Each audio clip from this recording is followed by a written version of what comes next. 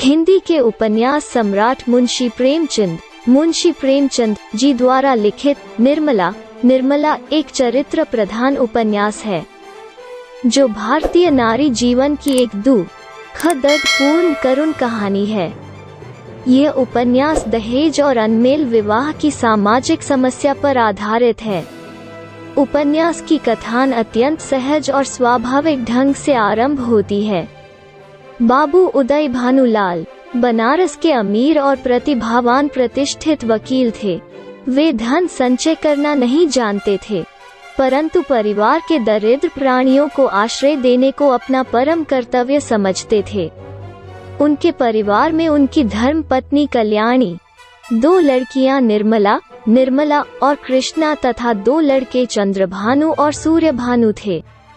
उदय भानु ने अपनी बड़ी पुत्री निर्मला की शादी लखनऊ निवासी बाबू भालचंद्र सिन्हा के बड़े पुत्र भुवन मोहन के साथ निश्चित की। यहाँ उन्हें दहेज देने की चिंता नहीं थी, क्योंकि भालचंद्र सिन्हा ने स्वयं कह दिया था कि मुझे दहेज की परवाह नहीं, आपकी खुशी हो दहेज दे या न दे, किंतु बारातियों का आदर सत्कार अच्छी तरह से होना चाहिए। अतः वकील साहब अपनी हैसियत के अनुसार बहुत अधिक खर्च करने को तैयार हो जाते हैं, परंतु उनको व्यवहार कुशल पत्नी कल्याणी उनकी इस बात का विरोध करती है।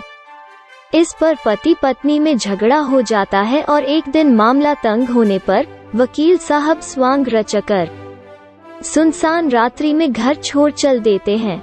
घर से निकलते ही थोड़ी दूर पर उनका एक पुराना शत्रु मती, जिसे डाके के अभियोग में उदय भानुलाल ने सरकारी वकील की हैसियत से 3 साल की सजा दिलाई थी, मिलता है और अपना बैर चुकाने के लिए उन्हें मौत के घाट उतार देता है। इससे वकील साहब के परिवार पर संकट के बादल छाने लगते हैं। बाबू उदय भानु को आकस्मिक असामयिक मृत्यु से समधी भालचंद्र सिन्हा की गरीबी का आलम देखकर मृत्यु को अमंगल अपशकुन बताकर विवाह करने से मुकर जाते हैं। विवाह करने के लिए गए पंडित मोटेराम जी से यह समाचार सुनकर कल्याणी को अत्यंत दुख होता है कि सिन्हा लड़की नहीं, दहेज चाहते हैं। अतः कल्याणी कृचताव में, कुछ लोभ में और कुछ बेबसी में निर्मला की शादी 3 लड़कों के पिता विधुर दुहाजू मुंशी तोताराम के साथ कर देती है। मुंशी तोताराम 35 वर्षीय वकील थे। वे अत्यधिक परिश्रमी थे, अतः उनके सिर के बाल पक गए थे। उनको श्याम स्थल देह में तोंद निकली हुई थी और वे मंदाग्नि तथा बक्सिर के शियायती व्यक्ति थे।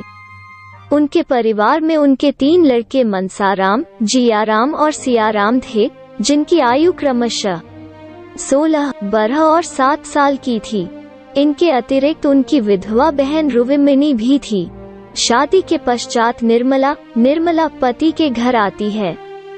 दंपति विज्ञान में कुशल पति मितव्ययी होने पर भी अपनी पत्नी को खुश करने के लिए नित्य नए उपहार लाते हैं, परंतु निर्मला संकोचवश उन्हें प्रेम की नहीं, सम्मान की वस्तु समझती है।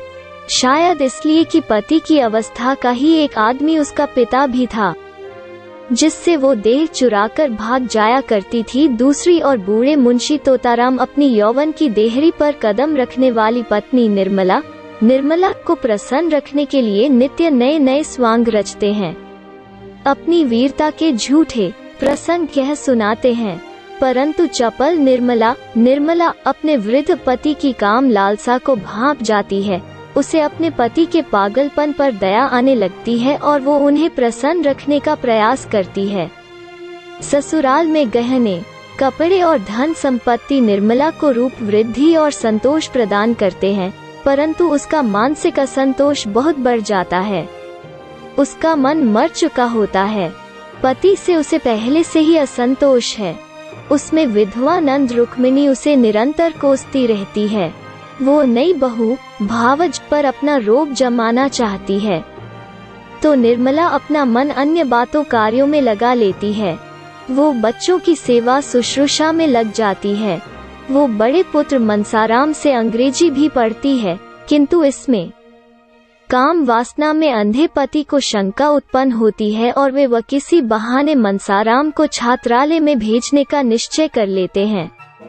तोताराम के बहुत अधिक तंग करने पर मनसाराम घर छोड़कर छात्रालय में रहने लगता है और मन ही मन निर्मला उसे रोकने की कोशिश करती है, परंतु वो असफल होती है। रुक्मिणी भी निर्मला को ही अपराधिनी मानकर उसे नित्य ताने सुनाया करती है।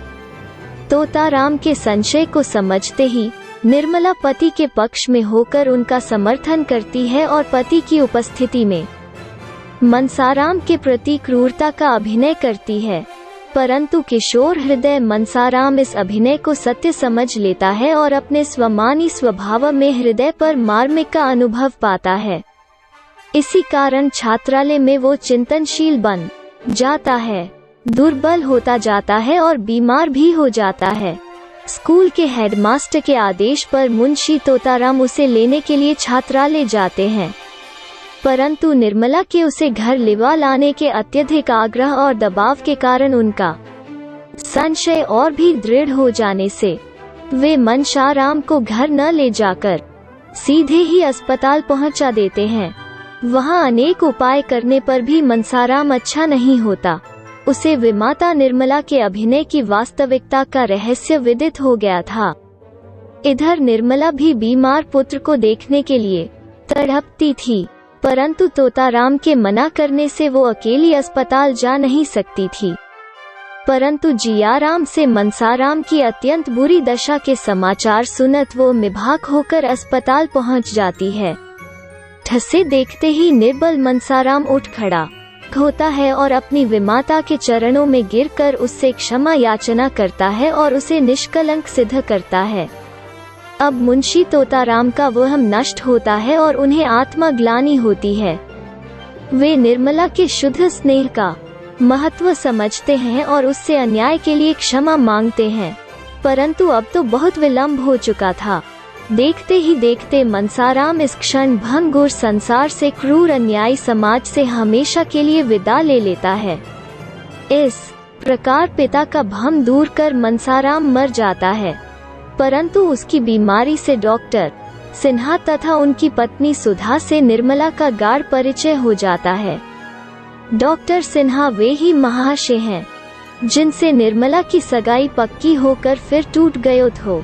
निर्मला अपनी सखी को यह बात बताती है कि डॉक्टर शून्य सिन्हा ने दहेज के लोभ मोह से हो उससे शादी के लिए इनकार किया था। उसकी करुण गाथा सुनने के बाद सुधा निरंतर अपने पति को व्यंग्य बाणों से कोसती रहती है। निर्मला को अपनी छोटी बहन कृष्णा के विवाह की चिंता सताती है। ईश्वर डॉक्टर सिन्हा भी अपनी भूल का प्रायश्चित करते हैं। सुधा के द्वारा वे लेता कच दहेज के कृष्णा का विवाह अपने छोटे भाई के साथ तय करते हैं। सधा गुप्त रूप से निर्मला को माता कल्याणों को 500 रुपये भेजकर जो उपकार करती है। इधर मुंशी तोताराम पुत्र वियोग से उदास रहते हैं। अब वे कचहरी का काम भी ठीक तरह से नहीं कर पाते, परिणामतः आमदनी भी कम हो जाती है। उन्हें रुपए कर्ज लेने पड़ते हैं। जब वे कर्ज अदा नहीं कर पाते तो साहूकार उनका मकान नीलाम करवा लेता है। इसी बीच निर्मला एक पुत्री आशा को जन्म देती है, जिसमें तोताराम अपने खोए हुए पुत्र मनसाराम को पाते हैं। परंतु क्या तिनके का सहारा पाकर कोई तट पर पहुंच सकता है? कृष्णा की शादी के अवसर पर निर्मला मैके जाती है। वहां उसे मालूम होता है कि डॉक्टर सिन्हा ही कृष्णा के ज्येष्ठ हैं, तो वो आश्चर्यचकित हो जाती है। अब सुधा से उसकी मित्रता और भी घनिष्ठ हो जाती है। बहुत समय बीतने पर भी निर्मला मैके से ससुराल नहीं लौटती तो सुधा उसे लेने के लिए आती है। वहां उसका पुत्र सोहन ज्वर में फैस जाता है और असमय ही उसकी मृत्यु हो जाती है। तार देने पर डॉक्टर सिन्हा वहां पहुंच जाते हैं। वे सुधा को सांत्वना देते हैं और उसे तथा निर्मला को लेकर वापस लौट जाते हैं। इधर मुंशी तोताराम की स्थिति अत्यंत दयनीय हो जाती है। उनका मंझला पुत्र जियाराम बुरी संगति में फंसकर उद्दंड हो जाता है। वो इतना उच्छृंखल और धृष्ट है कि अपने वृद्ध पिता को भी ताने सुनाता है। एक रात को वो निर्मला के कमरे में चुपचाप घुसकर उसके गहनों का संदूक उठाकर भाग जाता है।